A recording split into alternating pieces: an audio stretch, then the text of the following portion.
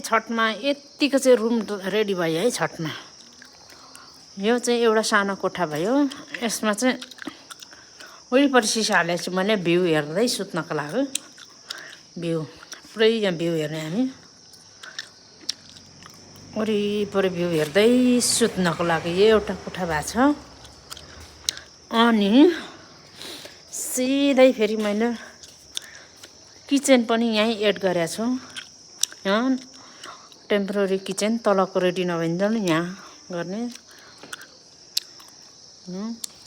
यहाँ एउटा भ्यू हेर्ने यो चाहिँ खाली नै हुन्छ भ्यू हेर्नको लागि। यो ठुलो स्पेस भएको छ यहाँ मेरो सुकाइँदैछ कलर गर्नुको लागि। अझै झ्याल ढोका यहाँ ढोका लगाएको छैन। यहाँ एउटा रुम हुन्छ सायद यहाँ चाहिँ मेरो रुम हुन्छ होला वरिपरि भ्यू हेर्दै बस्नको लागि।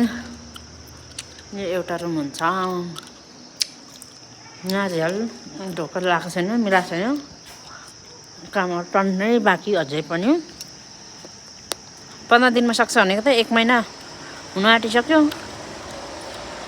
आधी बल्ल कलरहरू गर्न बाँकी लथालिङ्गै। यहाँ अझै सिलिन हाल्नै बाँकी। यहाँदेखि ओह्रालो त हेर्दै नहेरे नि हुन्छ जान्छ यति बिजोग भइरहेछ। यो कहिले सफा गर्ने यो कहिले कलर गर्ने बिजोग छ।